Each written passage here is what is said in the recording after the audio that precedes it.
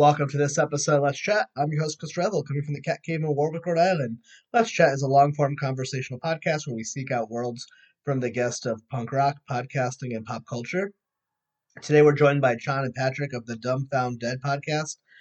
This is such a fun episode.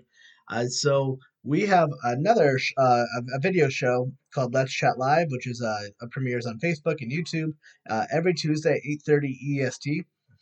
Usually that will be hosted by Chris Ball. That is hosted by our producer Chris Ball and Brianna Benjamin, and I will rotate in as well. Well, usually two out of the three of us will be there. And me and Ball did a great episode with them, and Brie actually popped in at the end, which we'll kind of reference that in the episode.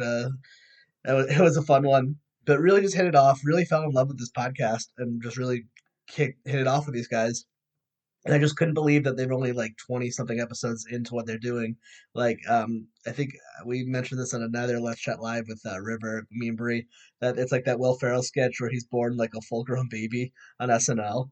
Like, I don't understand how they're as good as they are. Somehow it's like a true crime. So Dumbfound Dead is like a really cool true crime podcast meets comedy with lots of puns. If you're a fan of that show, Thousand Ways to Die, it kind of has a little bit of tone of that. But these two have been buddies forever, and it really shines through. And just we're so excited, really excited to be working with them. They're part of our Let's Chat affiliate program, which you can find all that information on letschatpodcast.net. And we're excited to kind of team up and work together and grow and become podcast all stars together. So super excited for that. Make sure you find them on the Twitter is TDFD Pod. John runs their Twitter account. They have a spot on our website, letschatpodcast.net, Podchaser, all that good stuff. I can't say enough good things about these dudes. I'm so looking forward to the future and to see what comes out of our working together with them. I'm super excited. Anyway, we're gonna make this intro a little bit short because it's been a very long, great day, but I'm pretty tired, and you know how it is. Anyway, so you can make sure you find us. We have Let's Chat Live. We recently launched our TeePublic. You could be a recent. We just recorded an episode on Let's Rewatch. I can't wait. We got to cover Air Force One. What a great movie! Much better than I expected. Joining call with our past guests Pat Edwards and Ash Blodgett is now is out, and I loved it, and it made me cry. So thanks, guys. So make sure you find us. I'm on Twitter at Let's Chat Podcast. You can find me on Twitter at Let's Chat Revel or Instagram at Let's Chat Revel, at Let's Chat Podcast for the show on Facebook, Twitter, Instagram, Patreon, and TeePublic. And we'll put links to all this in our show notes. So anyway, let's get to it. Why, hello there, podcast friend. I'm Ash Blodgett, co-host of the podcast Let's Rewatch. Together with my co-host and Red Opera D&D campaign writer Pat Edwards, we made a short film in quarantine called Joining Call. And it's finally coming out.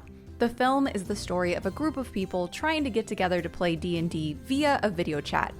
But all the usual quarantine issues get in the way, such as kids. This was not fair of how easy this was. I was like, all right, we'll do it this day, this time. I was like, well, I already know them. I already listened to their show. Poor internet connections. So I didn't do anything today. So like I've been like looking. Not that I love, I love all as you both know, making a podcast like anything. There's a lot of fun, but there's parts that you don't love. I didn't have to do any of the stuff I don't love today because I already knew I was talking to. Yeah. Actually, for this episode, since there's two of you, maybe we could just differentiate your voice. Maybe John, you want to introduce yourself first, and then Patrick, let us know, join so us people on our can figure out quest who's who. November 20th over on my YouTube channel, Laugh-Stash And TV, this is for the Patrick. film's premiere. You can get there Excellent. by I going hope that was to distinguishable for people because YouTube.com/LaughStashTV. You And are that's so stash as in S-T-A-S-H. best friends for however long. So then I'll just be over here practicing my We tend to sound 20s. alike sometimes now. Yeah, I'm not even gonna lie. Sometimes when I listen to the podcast, I kind of do lose track of who's who. Not even gonna lie. I know. I'm gonna deepen my voice today. Then Today we'll. I got you. I got you. Today we'll talk like this. Oh my god. Well, how are you guys today? How's everything going with you on your end? Everything's been good. It's kind of gloomy right now. We've had rain for the past couple days. A little colder, which I'm happy about. I'm a cold weather kind of guy, but other than that, business as usual. Now, John, are you in? Oh, sorry, Patrick. What were you saying? I didn't mean to cut you off. Oh no. I was just gonna say, San Diego is finally starting to cool down a bit, and it feels nice. Yeah, because I remember one of you is from what? One of you is in Texas, one's in California. Is that right? Yeah, so Yes. John is from Dallas. Why am I talking in third person? But, yeah, I'm from Dallas. So, and then Patrick's in San Diego. Yeah, I mean, Dude, when you talk in third person, it sounds like Patrick was talking about you. I could see where the confusion might happen there. Oh shit! Do you ever use it to, like, screw with each other? Like call the doctor's office, pretending you're the other person. Like, hello, this is Patrick, even though it's John. We probably can start doing something like that. Right? Yeah, when you said no, this is Patrick. Firmly grasp it. Oh, yeah. So, of anyone who's listening to this, it may not be familiar. We had done a Let's Chat Live together with the talented Christopher Ball was on that one, and Bree popped on at the end. Yeah, we got in trouble. She had No, I didn't mitigate. Yeah. we learned about some words we're not going to be using on our Let's Chat Live, but which is pretty. But ended up being tons and tons and tons of fun. Which our Let's Chat Live is, we're probably a couple months into that, so that's been really fun. Bree and Ball are like the main host, and then like I kind of pop on and host when someone else can't, more or less. But so it was nice. I feel like we had this familiarity with each other. I was like, oh, I know these guys. But it's like, there's that term, I've never heard the term parasocial relationship, where like you feel like you know someone without actually knowing them. Like you get that a lot from like podcast and like television and stuff like that. Yeah, So of course. Happens all the time. Yeah, but now this is no longer parasocial because we actually know each other. It's like, whoa. But yeah, so I'm just going to assume that nobody has listened to both. I don't care if we do if there's any crossover. But so the one thing I want to ask you both, just to start, just kind of in the beginning, the way to start this off. So your podcast, the Dumb Found Dead podcast, which is wonderful, great art, by the way. I love whoever did your logo; it's incredible. The way you describe it is comedy pod where Darwin meets puns. So where does this idea come from? Like, is this like more? I think your podcast is great specifically because it's a little bit more on the humor side than the like faces of death, gruesome humor, bad people stuff. But like, so where did this come from for you guys? You want to start, Patrick, or you want me to do it? You go ahead. Well, I actually had a true crime podcast before this started, and I kind of got some sort of a burnout with it just because I tend to be more of I put a lot of humor in a lot of things, even though it gets dark sometimes. And I was on the verge of kind of flaming out in podcasting. I did it for about 2-3 months alone. And a good friend of ours from another podcast, Kudzu Killers podcast, they suggested that, hey, you shouldn't leave. Like you have a good thing going on with you. You might just want to delve into another subject. So they suggested to think about Darwin Awards. At first, the term Darwin Awards didn't click to me. So I'm like, what is that? So essentially they were like, oh, have you ever watched 1,000 Ways to Die? I'm like, hell yeah. I used to watch that thing growing up on Spike TV all the time. So Me too. So, and it just clicked. And I do a lot of puns for fun anyways. And I just kind of rhymed over there. And I decided that if I was going to do another show, I needed a good co-host. And I couldn't think of a better co-host than Patrick. I mean, we joke around about this all the time anyways. So the only difference is we hit the record button. Yes, that's true. And so people don't know, you and Patrick are like childhood best friends. Is that correct? Or childhood or a long time? Well, yeah, I want to 15 years. Did we say 15 years? Yeah, just about 15 years. You notice how the older you get, childhood gets older. I'm like, yeah. If I met someone when I was like 18, I'm like, yeah, my childhood friend. I'm like, nope. That's it. But like, definitely teens, young adults at the time. Yeah. Let me frame it. Formative years, we'll call them. How old were you two when you guys met? I want to say I just got my license. I want to say 16. Yeah, probably like 14 or 15 for me. Yeah, because John is a year younger than me. So all right, and so where do you guys meet? I'm really curious. Like, where did this? Were you either of you fans of the show Scrubs?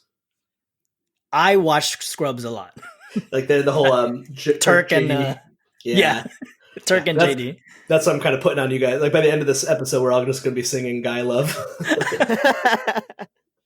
But I think, dude, where'd we meet? We met through a mutual friend, and we met at a Patrick used to be in a dance group, and I just happened to pop in the studio one time because I was hanging out with a friend, and then all of a sudden they just introduced us, and it kind of clicked from there. You don't think you get to say that like that was nothing. Patrick, dance group? What the? Tell us everything. That was a long time ago, dude. What like kind of dance? hip hop. Yeah, like oh god, what was that show on MTV that I like with the Oh, Jabberwockies? ABDC, America's Best Dance Crew. Yeah. Yeah, I really Yeah, liked that was a show, man. So you were But doing yeah, that was kind a of long stuff. time ago. That was a Yeah. long time ago. I mean, I cannot do what I did back then now. The only pop lock he's doing right now is his knees. Is my knees, yeah. My knees do all the pop locking. No, was this Texas? No, this was in San Diego. San Diego. Oh, okay. I had it reversed. Okay, that's right. Yeah. So we were John. Well, he's not. He lived here. I was gonna say he's from here, but originally he's from the Philippines.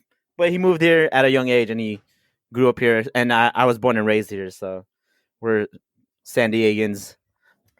Specifically, National City. Shout out to Nasty City, by the way.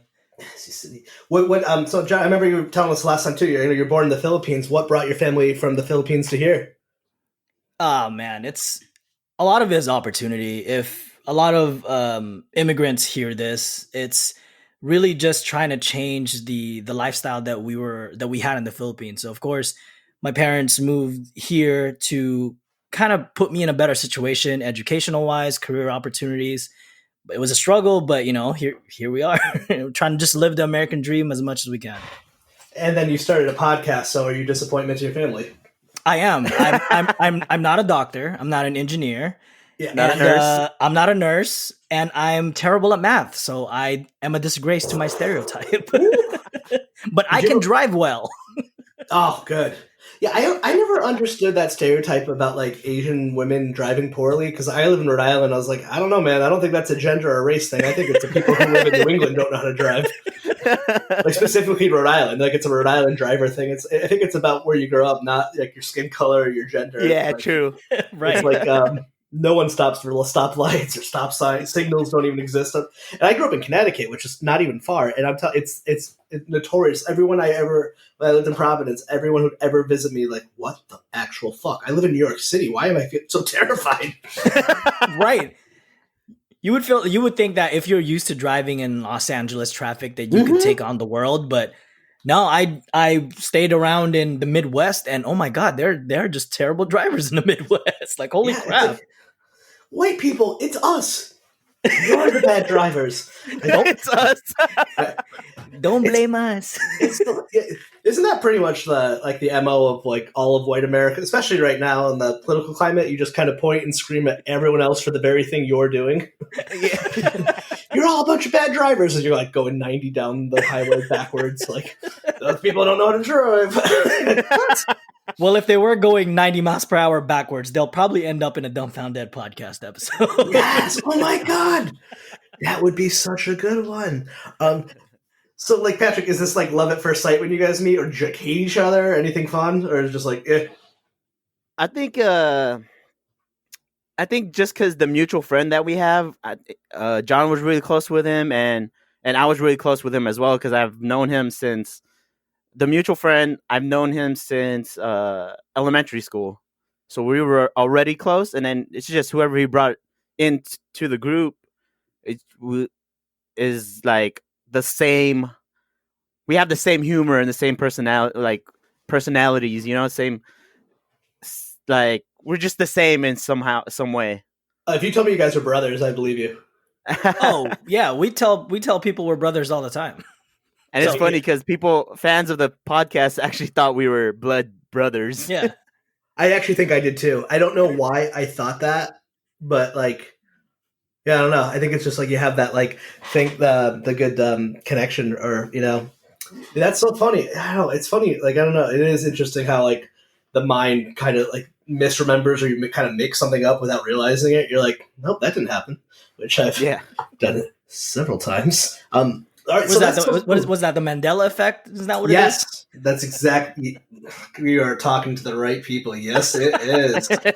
Oh my god, I just learned about that maybe a few years back. Actually, it was my buddy. Pascal Scatmini and Mel Gray taught me it. I had never heard it before, and I didn't know about the whole controversy with the Berenstein and Bernstein bears. Is that what it is? Have you heard that one? Yeah. Yep.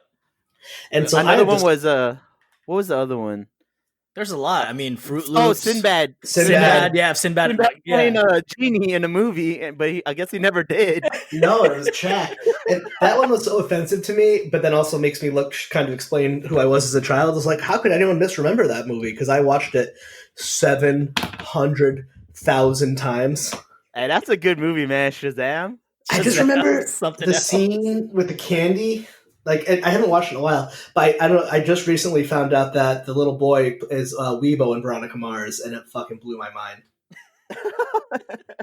And I love that actor. I forgot his name, but he's It's funny because that movie he looks white, but I think in real life I forgot his. I know in real life he's Hispanic. I don't know a bit, so it was so funny to because I like I said, a huge Veronica Mars fan, and it was so funny. I never put it together because in that movie they definitely don't hide any sort of ethnic accent. Fuck. And there's a bunch of them too. I remember the Bernstein one I never understood. As a kid, when I heard it, I was like, well, I have dyslexia, so that makes sense that I misunderstood Berenstein and Bernstein. I haven't seen. There's a documentary about it. I haven't watched it yet though. I probably will get around. I think another one was. There's quite a bit. Was it Gandhi? Everyone thinks that Gandhi died. No, what was it? No, I thought it was Mandela. Isn't that why it's named after him? That people thought he died while he was in jail? Oh, that's what it was. Yeah, Mandela. yeah. It was Mandela. Yeah. There's a lot. I mean, there's if Curious George had a tail or not, and then there was one. Is it Sex in the City or Sex and the City? Don't do this to me. Fuck! Don't fuck! Oscar, Don't do this to me. Oscar Mayer. Which one is it? Oh my fucking goodness! Skechers or Skechers? Which one is it? Wait. Are we just gonna glance over Curious John, you're really George? freaking me out, Yeah. man. What else? Hey, wait, are we just gonna glance over Curious George if he had a tail or not? He did, didn't he? No, he didn't. Wait, did he? I don't think he did. Is it Fruit Loops or is it Fruit Loops? Which one is it? I don't hear a difference, but that's me. I think you say it's OOT, right? Or UIT? Oh, yeah, isn't yeah. it? Is it OOT or I see what UIT? you mean. Yeah, I was not. My parents didn't let us have sugar cereal, so that one I would. Man, I just missed every cultural reference. Thanks, Mom. Yeah. What else? Is it Jiffy peanut butter or Jif peanut butter? Which one is it? Oh, I thought it was Jiffy. I thought it was Jif. See, we're just Is this fucking how up in the people- head right now. Yeah. Jeff. my name is Jeff. Do you know what? It's weird because the second you say the Curious George thing, if I'm picturing it, I'm not going to look it up. When you say, "Does he have a tail?" I can see him with a tail, and then the second you say he doesn't have a tail, it changes I in can my see head. him See without tail, right? exactly. But I thought he didn't have a tail. Dude, But I he don't know. didn't, right? I'm just like, what? No, he doesn't have a tail. I'm trying to think because I've looked at those books recently with my daughter, but Oh my god, bro, we gotta do. I'm looking it up, bro. Hey, we gotta do one Mandela effect one of these times. How many people do Maybe you like a think mini-sode. yeah, how many people have died from the Mandela effect? Oh my god. I'm sure you Ooh. could find a tie-in. Well, these people thought they went to go murder Sinbad because of their hatred of Shazam, but they accidentally got or shot. It's something I'm sure there's some tie-in to that. Bam. Idea. Like I said, episode idea right there. We're gonna make Right it there. happen sometime. Yeah. Oh my god. Yeah. I remember. I know it's weird, but I really, really liked 1,000 Ways to Die. I was an adult when I watched, I don't know how old. I have no sense of age memory, but I was, when did that air? Was I in college? Maybe I was watching reruns of it. That was about what, I wanna 2006, 2007-ish? Yeah, I want to say I was Okay. in the middle of high school, maybe. Yeah, okay, I was in college because there's one episode I remember, and it was a robber or someone was trying to break into the house, and some freak accident shook the house, and the window shut and landed on their neck at the exact the only way it could have hit the neck is if you were trying to live like it was that those like one in a million kind of things and just Yeah. sever the person. And then the And then vending machine thing, like the how puns like, at the end always got me too. yeah. Do you have any good ones you remember? Because that's the only one I could think of. Um, I don't think I can think of one on the top of our head just because. I got one, but it's kind of dirty because it just stuck in my head. I was like, dude, this is so dumb. Oh, Bree's not here. I'm just teasing. But yeah, no, let's hear it.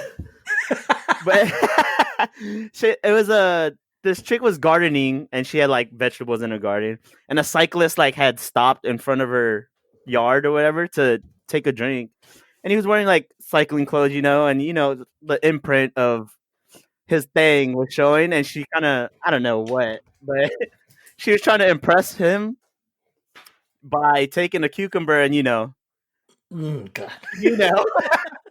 and put it in her mouth. Oh And she my stepped god, I on a- remember this. Yeah, and she stepped on a rake and it came up and hit the cucumber deeper into her throat, and she died of asphyxiation. Oh, like part of me, like you feel bad for the families, but then clearly there's enough distance from these things where I'm like, oh, that's fine now. But like, Yeah. I remember always being like, why don't they do the vending machine one? They're like, that's because I remember that being an episode. They do the little factoids, and like, I guess too many people a year die from vending machines falling over on them for it not to be interesting. Oh, I see what you mean. It's too common. Yeah, like, oh, it's like a car accident. I'm like, wait, what? Because I've tipped a lot of vending machines in my day. And I Me did too. not think they I could land on me. I still do it at work sometimes. The bag of chips gets stuck, and I'm like, You gotta tip it over. "Motherfucker." Yeah, you gotta shake that shit. Oh, Yeah, that's why I did it, for the chips, not because I just wanted the free candy. Oh my god, that's so fucking funny. That God, I just can't imagine. God forbid you lose someone like that. Like, how do you not laugh at the funeral the whole time? It's just it's like they get there and they ask like, "Oh my god, how did it?" Or they're giving a eulogy and they like trying to explain They don't what ask happened. You know what I mean? Like, how are you supposed to explain that without laughing, or how are you supposed to hear that without laughing? All I know is they bet like none of our friends should ever go down like this, because if we ever give a eulogy, I'm ending that bitch with a pun. I don't give a crap. What if that's like your origin story, and like you're working hard on your podcast to prove to your immigrant parents that that they moved to Philippines, and then God forbid your friend accidentally passes from something silly, and you give a eulogy that goes viral and makes everyone proud. Did we just write a rom-com? Pretty much. Who's pitching this? Yeah, all right. I'll call NBC, and then let's see. You got the whole story. You and John, like, we could have like a whole side love story of some, like, maybe you find someone, but the real story was about John and Patrick all along. And how they leaned on each other. Oh, what if one of you died that way? I mean, I don't want that to happen, but God forbid. I swear to God, if I ever die that way, and if you don't give me a eulogy, I'm gonna haunt your ass. Yeah, and it gotta be a funny one, bro. Bro, I'm gonna throw the pun out there, and I'm like, and no one's laughing. I've been to funny and funerals. Silence. Too. Yeah, it's like awkward. No, damn, tough crowd. How are you guys at funerals? I always get like, I'm like such an extrovert. I get really excited and happy around like seeing people I know and love. And funerals, like, I mean, obviously they're terrible and sad. Don't get me wrong. I don't enjoy going to. I've been to several, unfortunately, but there's always a small part of me that gets like, I'm like, fuck, keep it together. Don't be so happy. Don't be, because a lot of times, like, I'm seeing people I haven't seen for like years. Yeah, I know exactly what you mean. I'm the same way, dude. Like, it's good to see you. You get there, yeah. You get there, you're like, oh man, have you seen you in a while? Blah blah blah. But at the same time, you're like, all right, don't seem like you're enjoying yourself too much. I really try to be like situational awareness, but if there's food in the table, that's kind of where you find me, just chilling wherever the food is. I had a good friend of mine. He passed when he was young. So the reason I should, in case anyone listening, I grew up with a heart condition, and then I went to the summer camp and worked at it for a number of years for kids with heart conditions. And a lot of my friends, so I experienced a lot of loss because some of those people were a lot sicker than I were. But one of my he's like a little brother to me. My friend Sean passed when he was 20. He had a heart transplant and then got an infection and then got cancer. It was a really, obviously it's a really fucking sad thing. But like, it was also my friends from camps, and I swear, and I remember we would like talk about his funeral with him before he knew he wasn't going to be around forever. And his whole thing is like, I want it to be a celebration. I want, there should be some element of fun. And it's still weird, but to this day, my fondest memories are being at Sean's funeral, and just all of us like belly laughing so hard, and like gushing tears, because you're just so at a funeral, you're just like. You're so happy to see everyone, but you're sad and all your emotions, and we're all so close and you just be vulnerable. And I just remember us like doing bits about like Sean making fun of us because it was in New York City, like taking the wrong exit to get there. It's like, oh, guys, you gotta take the GW, and like those moments. Oh god, it's so weird. I don't know. I have no idea why that just popped into my head. This is what you guys just did. And it's funny because we just recorded our last episode last night. And we were talking about if we were to die, like how would we want to kind of get sent off? And Patrick mentioned that if he was to pass away, he'd want to get cremated, then his ashes be, what'd you say again, bro? Like it's spread all over Disneyland? Or just throw it in Disneyland somewhere, bro. Yeah, and then I told Patrick that I'm gonna put in my will that whatever insurance money I have, give it to my wife, make sure put me on an urn and travel all over the world and spread my ashes all over the place. So beautiful. Yeah, it is. It is. I thanks to therapy, I guess I had a bit of a death wish my whole life. Not like I wanted to die, but death obsession. I've had a lot of loss in my life, up until maybe about a couple of years ago when I ended up finding EMDR therapy and worked through some good stuff. Like, I don't think I could have had this conversation 2 years ago because I would just like it would, which is like I like talking about it. Now it's like, oh, we can talk about it in a nice way, right. Or about like, oh. Yeah, but I think about that too a lot. Like I'm always like, I want a fun funeral. Yeah, like, exactly. And I think the underlying tone of what we're trying to do. I mean, yes, we poke fun at unfortunate things that happen, but at the same time, we just want to set the tone that hey, even if it is a dark subject, you can laugh about it, and hopefully, it encourages you to live your life as much as possible while you're still there, because you never know. Yeah, because a freak accident can happen anytime. I know, and that's. And the yin, and that's like the yin and the yang, right? Like exactly. That's actually what makes life so beautiful. That it's just so precious. Wow, this got deep. That is deep, man. I know.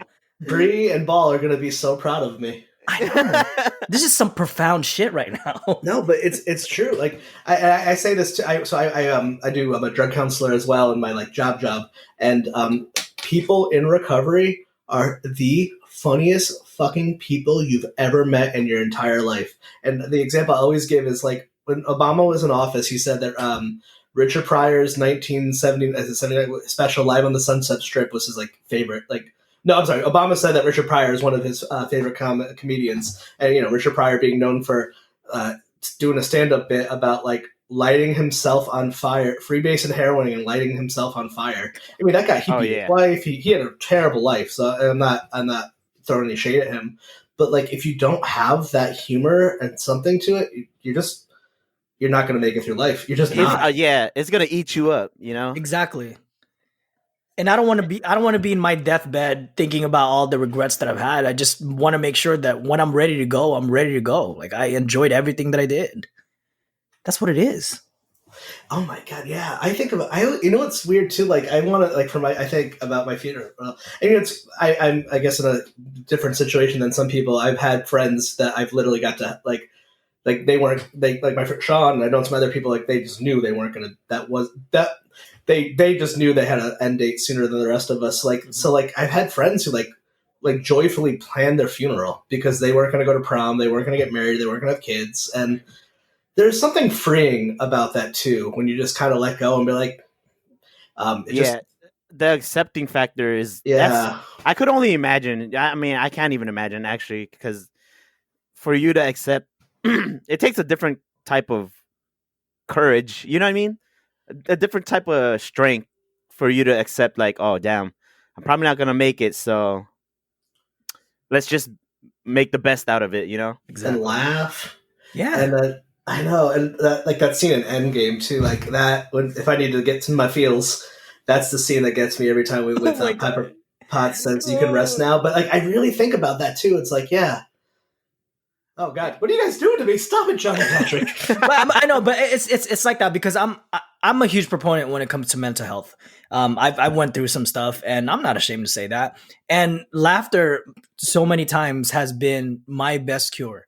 And every time I have moments when it's like, things are not going great, my best memories is me hanging out with my friends and we're just laughing. It's not other things. It's literally just hanging out with the people that you care about the most, and you're laughing, and you just cherish every single moment of that. So that's why I just encourage people, just try to laugh, even if the situation is bleak. Just laugh.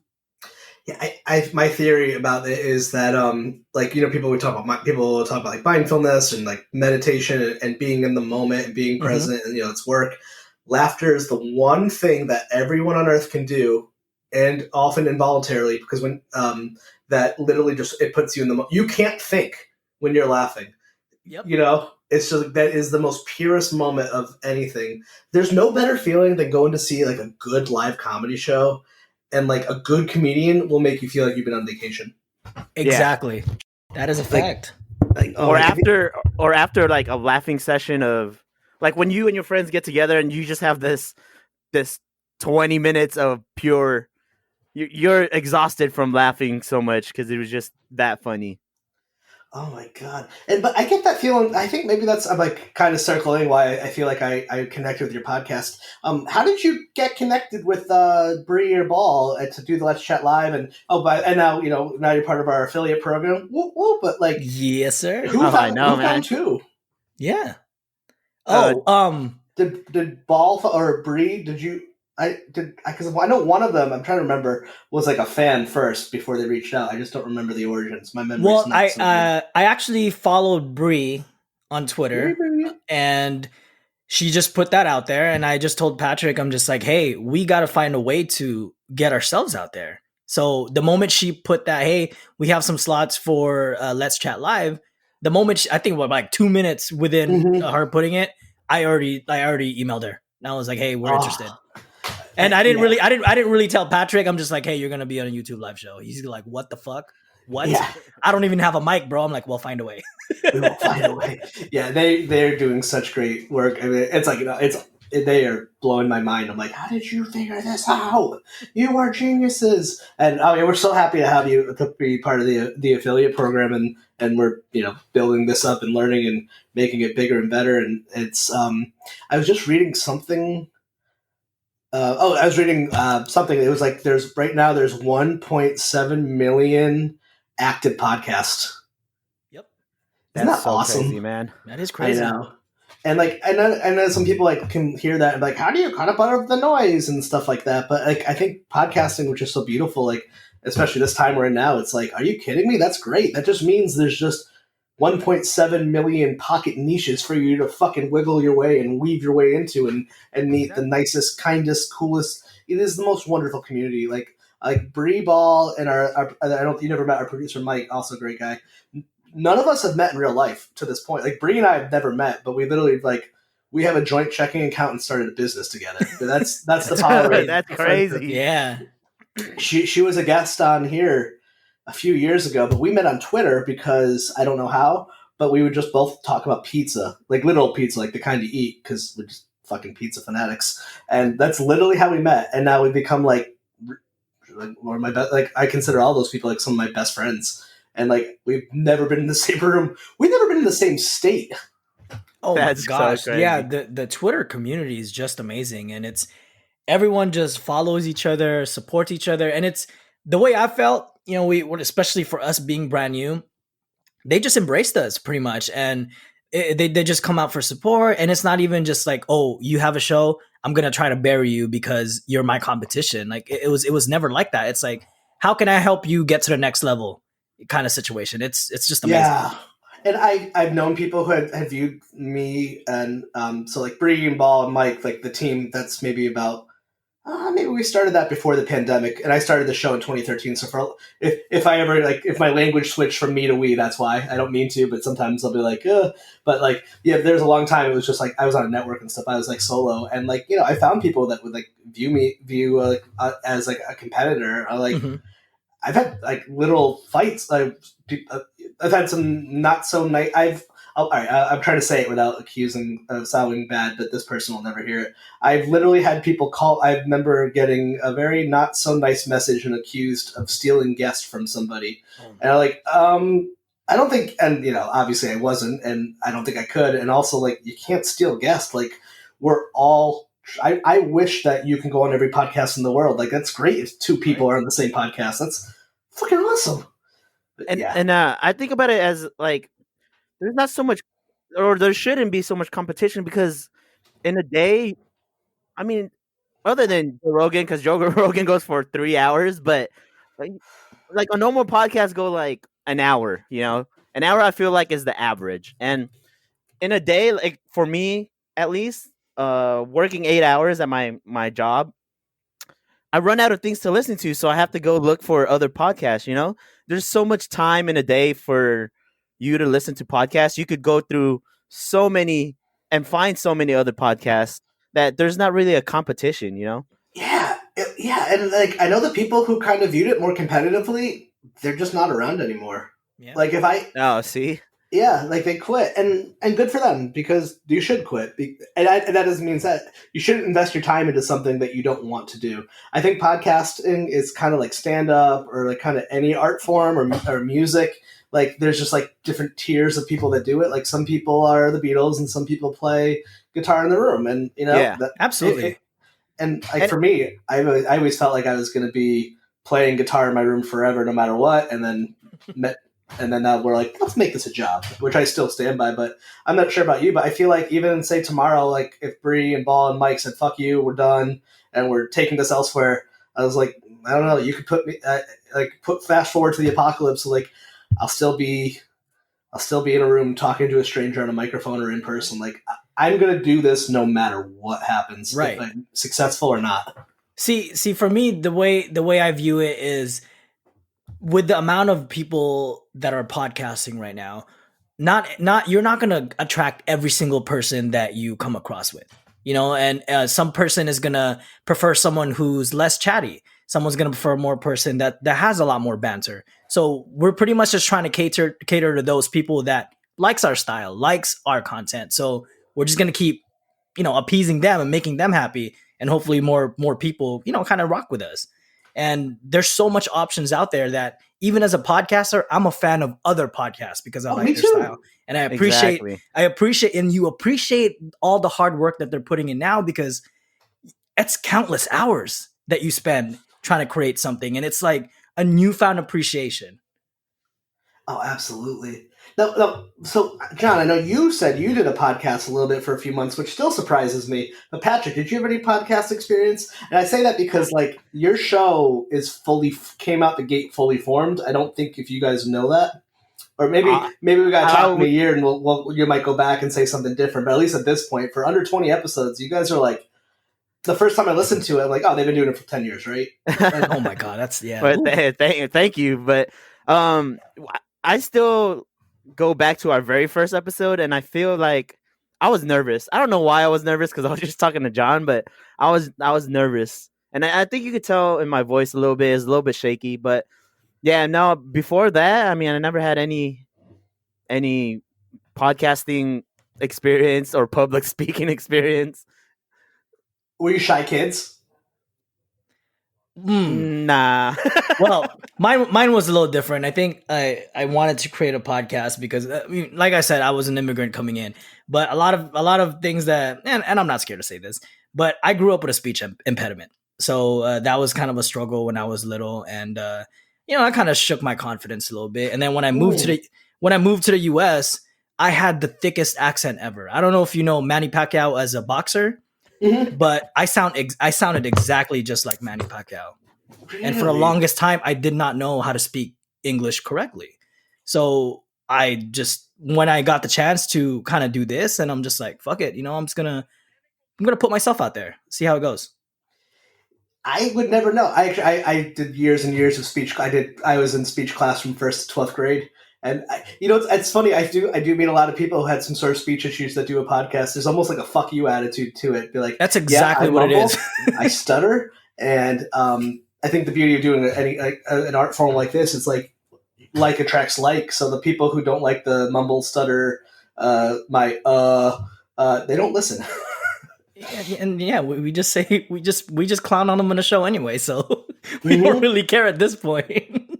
Yeah, and I think like me and John on our podcast on our show is just that's just who we are. We don't alter anything. That's exactly who we are. Whatever you listen to on the podcast, that's who we are, and I think that's what makes it easier, and makes the flow good.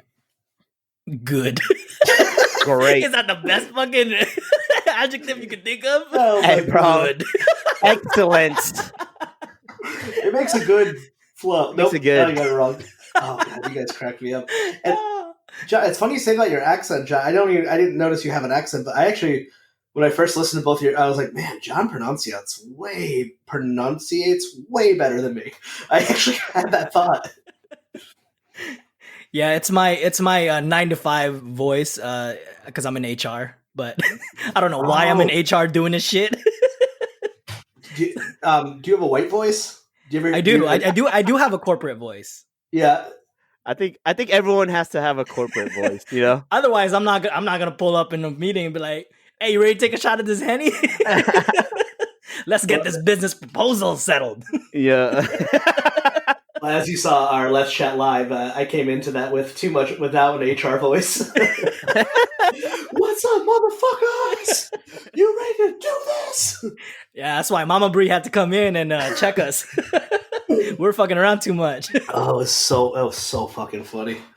So fucking funny. I wonder if they're gonna She listen. popped in. The moment you said "uh-oh." Well, the worst part is I genuinely thought we were all doing a bit until afterwards, and so I had time. I have a medical card, so I took my edibles because I won't sleep if I don't take them by a certain time. So I had taken them thinking we were going to be done by 9:30, and then when that happened, and then they kicked in, I was like, "Oh God, this is a long half hour." Oh, shit.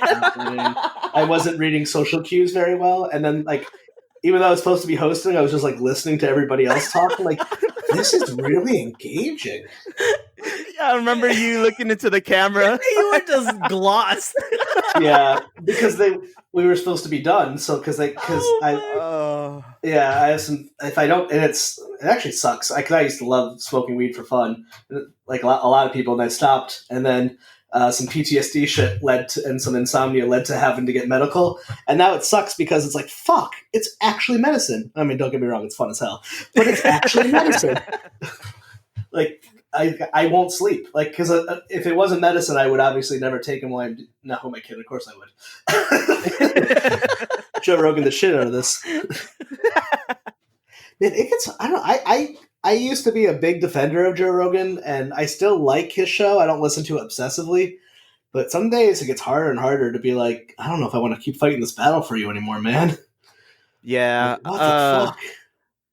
I don't think I've ever finished a whole episode. It's rare that I do. It has to be a drive. I have to be in the car for 3 hours. True. Yeah. Yeah.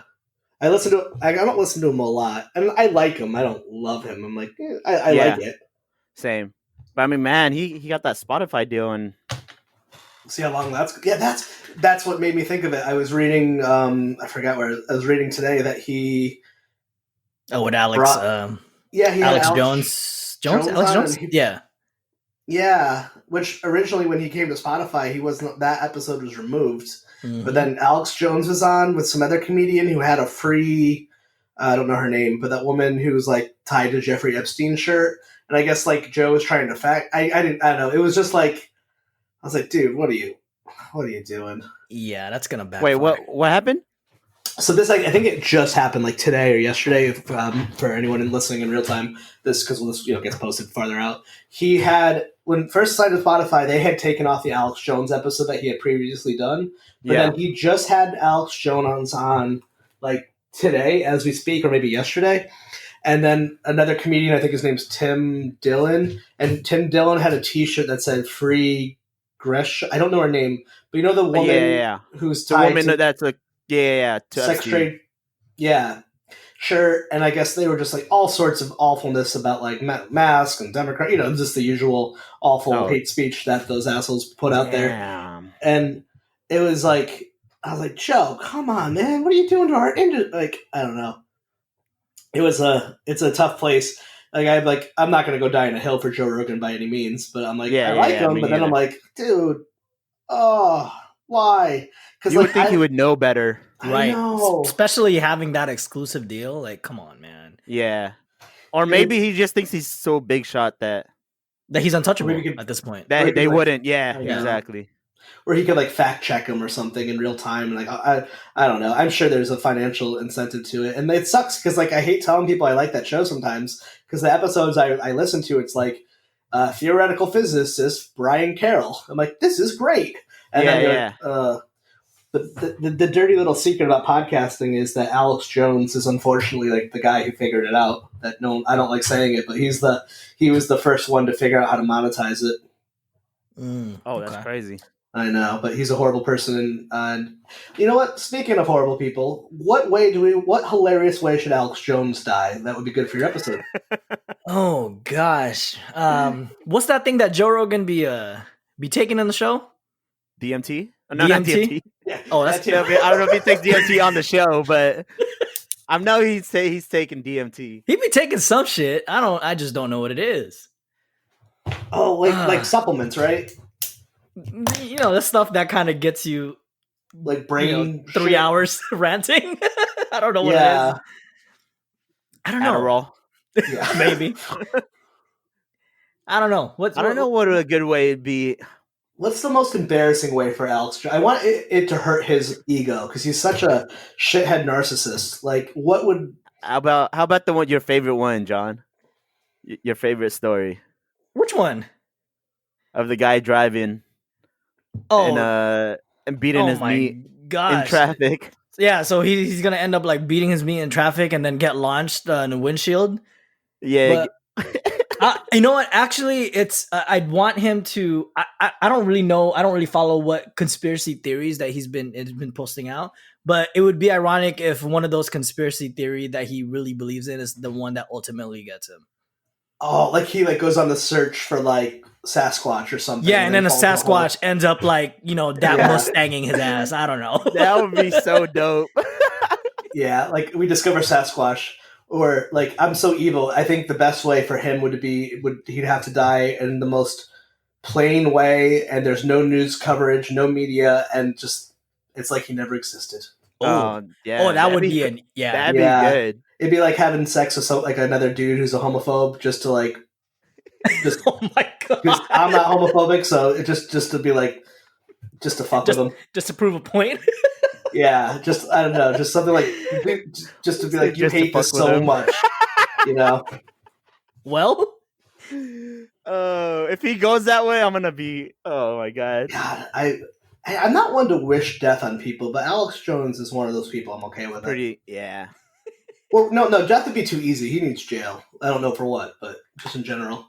But have you? I've been pretty fortunate where I've kind of stayed away from that like outrage industry cult, like alt-right assholes on Twitter and within my own podcast community. Like, stuff pops up, but I try to shut that down.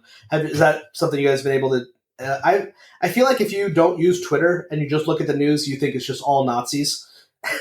Because all people do on Twitter is complain about Twitter. But like my view, don't get me wrong. There's definitely issues within it. I'm not, but like the Twitter that you and I are on, like the three of us are engaging is so not that Twitter. Yeah. So No, I really don't try to engage with any of those Same. things. Like there's no place in my life for that. It's I'm a type of person that goes day by day. I just enjoy things, and I feel like that's so much negative energy.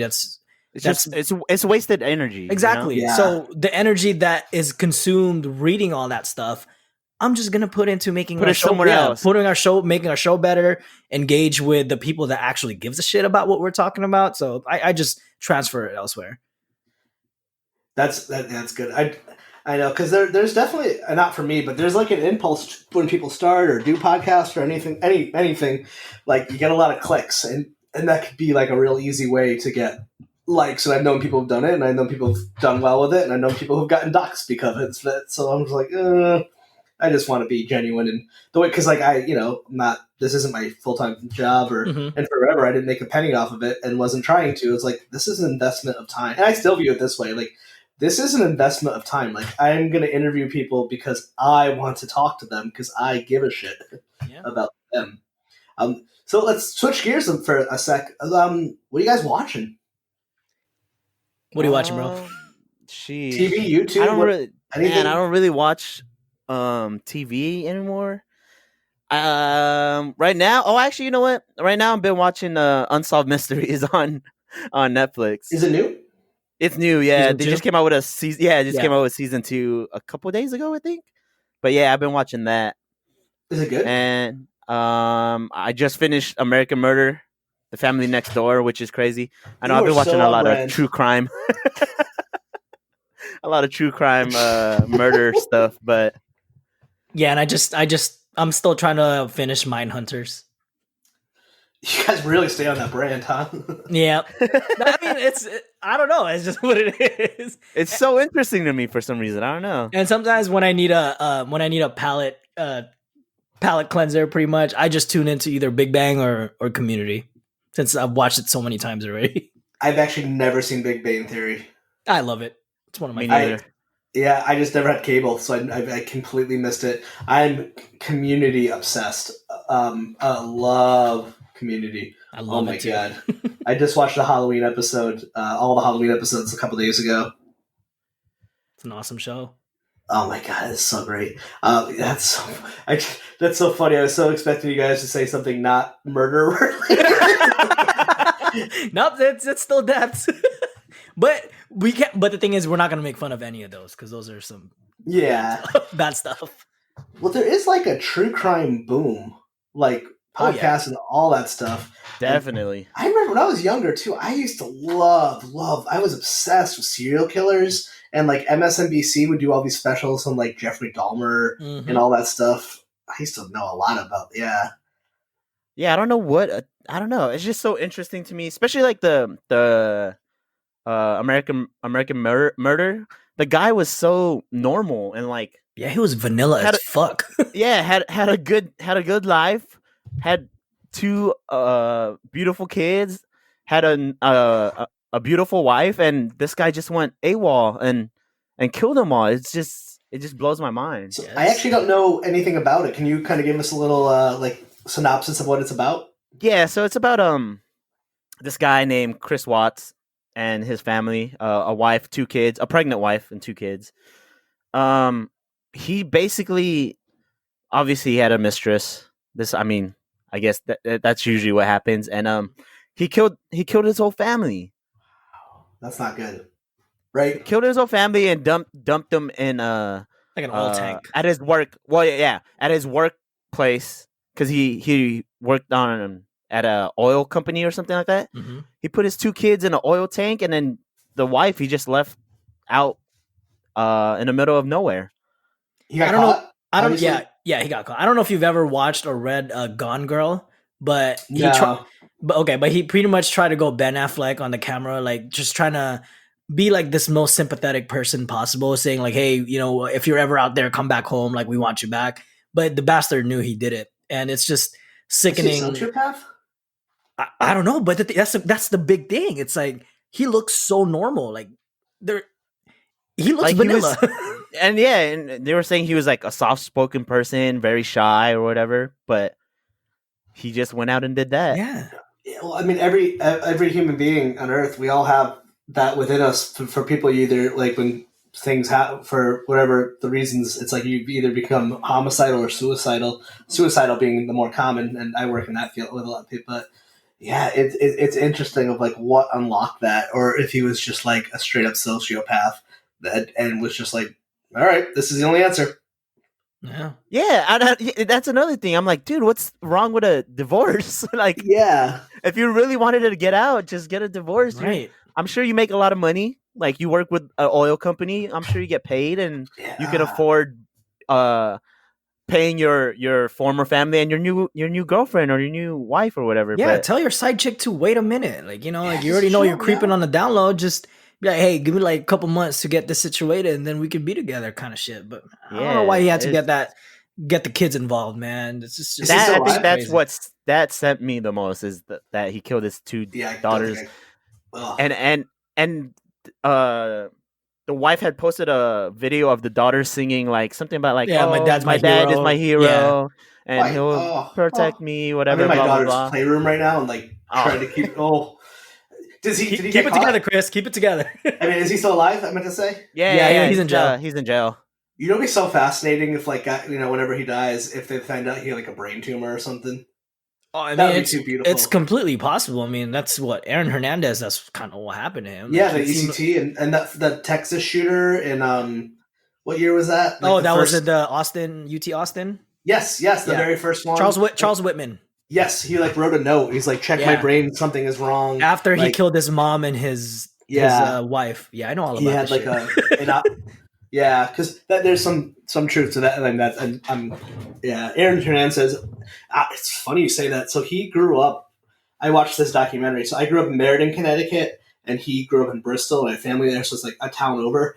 And then I live in Rhode Island, but I worked in Massachusetts. I've spent a lot of time and I worked in Mass in like North Attleboro area. So like that documentary was so weird for me because I'm like, I know You know the spots. area. Yeah, I was like, I know that. That's my ex-girlfriend's high school. That's like, it was just so weird to have it hit so close. I mean, I didn't know. It was just more of like, I've been there and I've been there, and it's just weird to see it on TV. And just for the record, Bristol, Connecticut is not nearly as nice as they made it look to be.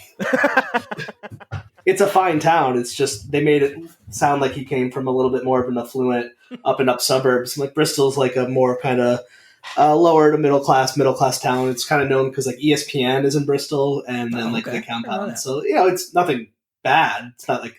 But it was not the part of when you think Connecticut, Bristol, Connecticut. The way they portrayed it, some like the Connecticut. That's not true. Yeah, they made it sound like it's somewhere like where all the blue bloods lived. You know? Yeah, like the Hamptons.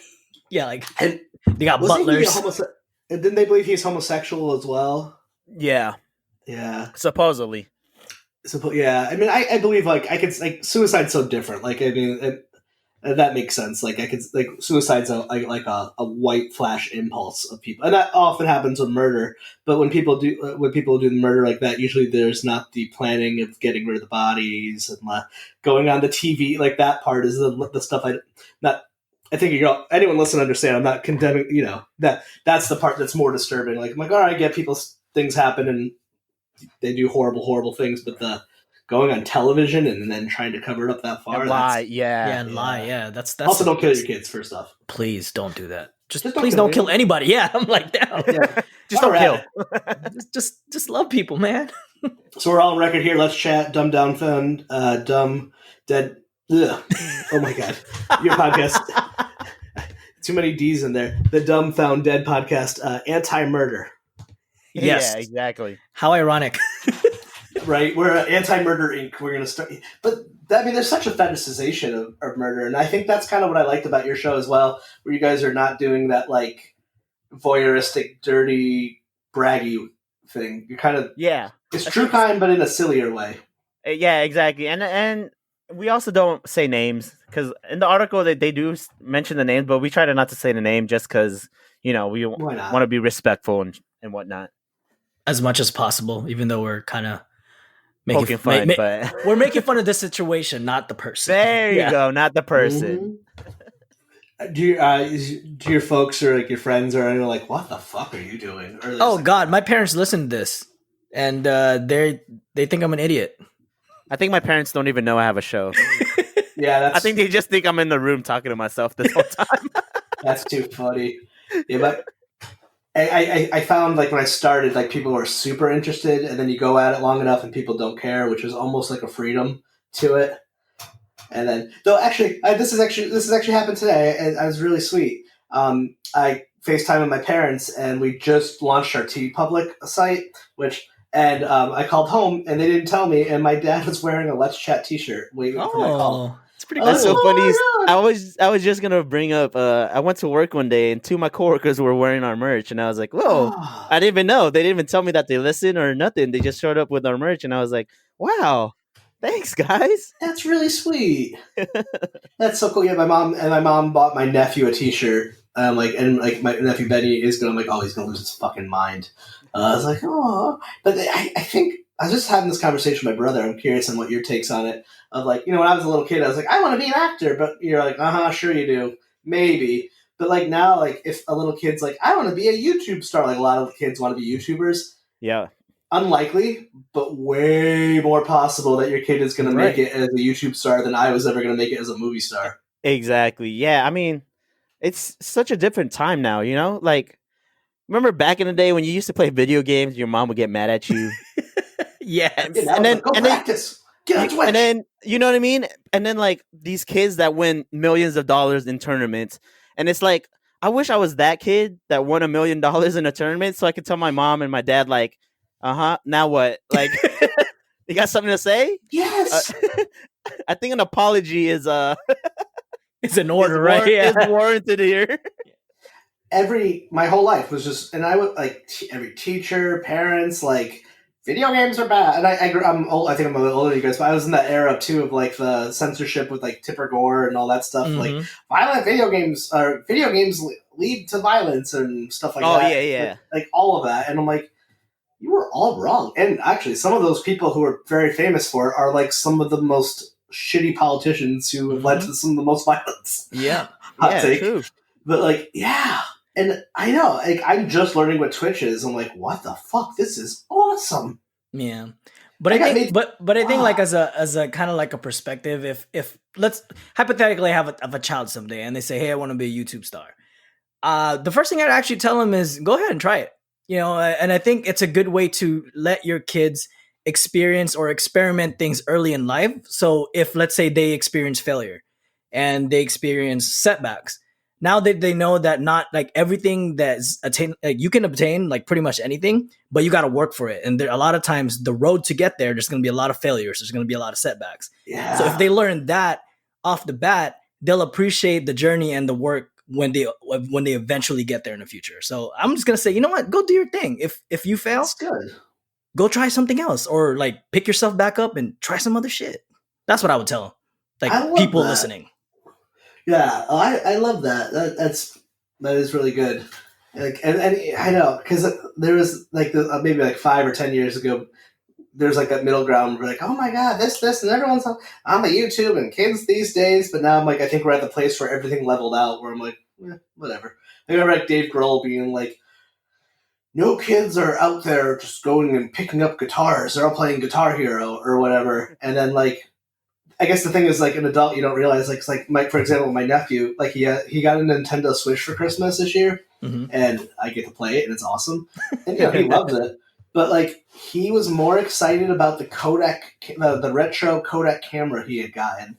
And we were all like, what? And then, like, I was like, oh, of course. He grew up with a cell phone in his hand. Not literally. Like, this doesn't excite him because it's, like, he's all he's ever known. But, like, Candyland, like, board games, all him and his little friends are obsessed with board games. That's so cool. 5 years ago, well, kids will never play board games again. Yeah. Right. That's so cool. I know, I love it. I'm like, I guess the lesson is whatever the adults are saying about kids are probably wrong. Yeah. The thing is, let kids be kids, let them do their thing. Like, that's how they form their character. It's through trial and error. Right? What games did you guys play when you were younger? Grand Theft Auto. Oh my gosh. Which one? All of them. Oh my god. Vice City's got to be my favorite. Yeah, I think that's my intro because the first couple are not like. Yeah, 3 was kind of. 2 was, I don't like the top down view, but yeah, that's the one I don't like. Vice is the one that I think it became the Grand Theft Auto we all know today. Oh my gosh, Vice City and San Andreas, I still play to this day.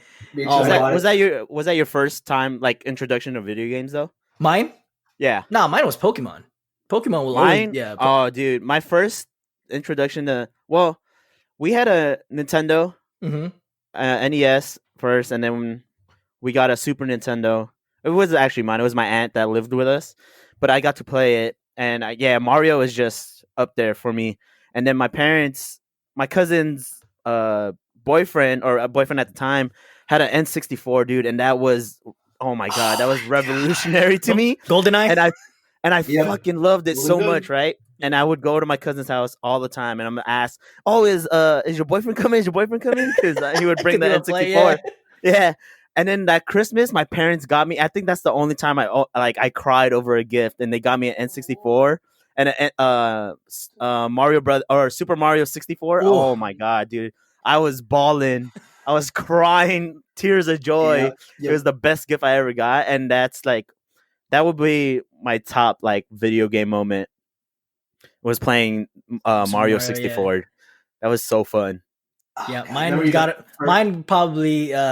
My aunt was stationed in Japan, with my uncle at the time, and they sent over a limited. Oh my god! I wish I kept this shit. It was a limited edition Game Boy with the. You know how like I don't know if you're familiar with the Game Boy, but you know how Oh, yeah. the power button is like red, Mhm. but the cheek is Pikachu, and it was a limited edition with Pokemon Gold as Damn. Bro, the that game. that Was that probably only be in worth Japan? some money right now. I know it's in the Philippines right now. I think it's shit's gone.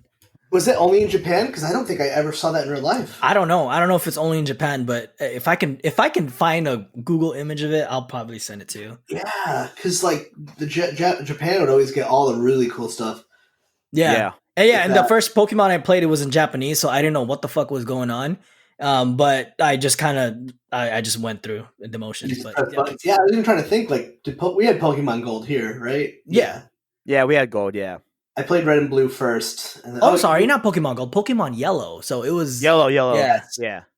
Okay, I don't think I ever had that one. Well, I always played Pokemon on emulators because I was like, late to the game with that. And then, Dude, Pokemon was it was such a big part of my childhood. And we were just talking about that yesterday because Pokemon cards are back better than ever right now. Dude, the Pokemon, like we were talking about, a Charizard, a first edition Shadowless Charizard right now. Logic, the rapper or ex rapper, bought it for $225,000. Shit is nuts. that's a deal. Yeah, and then Patrick was telling me a story or sent a YouTube video of a guy who supposedly got a Charizard that was supposed to be like the top mint condition, and then the post office lost it for like 5 months, and he was balling because he thought that he lost it forever, and he just lost out on like $200,000. Oh, congratulations, first off. That's really fucking cool. I feel like we should do like a cutscene of like my face like getting redder and redder. Like, I'm super happy for you, and selfishly, I could be like, now we could be like, we have award nominees, part of our we're gonna find a better word. We're gonna find a better word than affiliate program because that makes it sound more business than a group of people who care about each other. We don't expect to win, but at this point, we're just like, why not us? You got nominated. That's fucking nuts. It is, Dude. It is, man. Like we said, man. 3 months in, and to even just make finalists is just insane. That's wonderful. Oh, well, congratulations! And where can people find you online? Well, you can find us wherever you find your podcast. We're all over the podcast directories, and our social media, we're on Twitter at TDFDpod. We're also on Instagram at the Dumbfounded Pod. If you want to send us stories or you just want to say hi to us, you can also email us at thedumbfoundedpod@gmail.com.